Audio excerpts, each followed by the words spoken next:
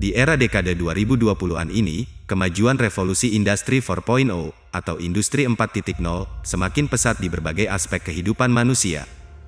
Perubahan kebiasaan manusia untuk menjalani kehidupan sehari-hari sudah berubah signifikan dengan hadirnya teknologi-teknologi modern pada revolusi industri 4.0 ini.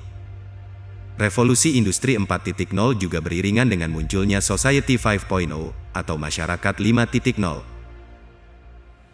Masyarakat 5.0 merupakan suatu bentuk istilah dari manusia yang dapat berinteraksi dengan kemajuan teknologi modern yang ada di era industri 4.0 untuk bisa menyeimbangkan manfaat-manfaatnya terhadap kemajuan di aspek ekonomi, sosial, kesehatan, dan berbagai aspek lainnya.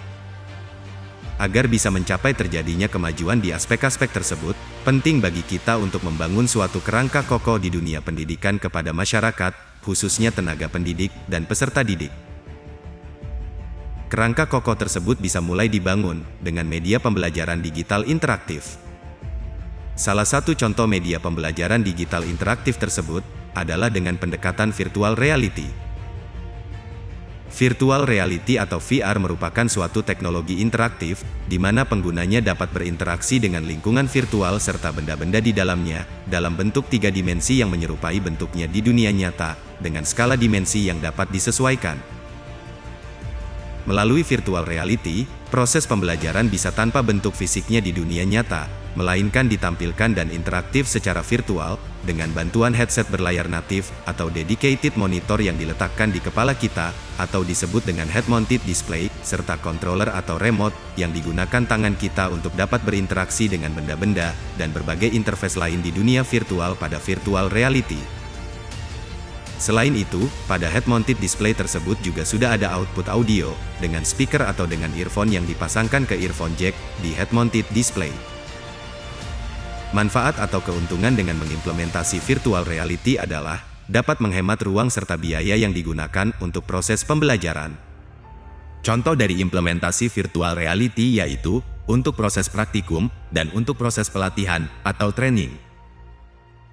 Dan implementasi yang sudah kami buat serta kembangkan antara lain, proses praktikum di lab pengujian kendaraan bermotor, di mana penggunanya dapat memahami proses uji laik atau tidaknya suatu kendaraan untuk beroperasi di jalan umum, dan lab pengujian kelaikan sarana perkeretaapian, untuk mengetahui laik atau tidak laiknya suatu kereta, ketika hendak dioperasikan atau dijalankan di jalan rel. Selain itu, di dalam kelompok media pembelajaran dengan virtual reality, juga ada metode lain yang bernama Virtual Tour. Virtual Tour adalah pengalaman interaktif yang memungkinkan pengguna menjelajahi lokasi atau objek secara online melalui gambar 360 derajat atau video, seringkali disertai dengan informasi tambahan dan narasi.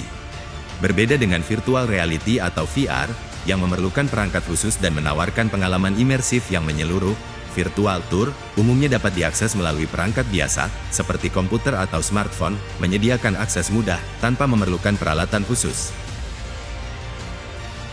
Kemudian, sebagai tambahan informasi penting, baik virtual reality ataupun virtual tour, keduanya dapat berfungsi untuk media promosi suatu acara, dan juga media promosi suatu produk yang sudah terdigitalisasi sesuai kebutuhan. Keduanya juga dapat digabungkan atau diintegrasikan dengan suatu platform, baik melalui web-based ataupun native application yang berada di komputer atau laptop, VR, dan perangkat ponsel pintar. Setelah penjelasan singkat tentang pemanfaatan teknologi imersif melalui VR dan virtual tour ini, mari mulai pengalaman Anda dengan imersif teknologi bersama kami. Terima kasih atas perhatian Anda, dan sampai jumpa.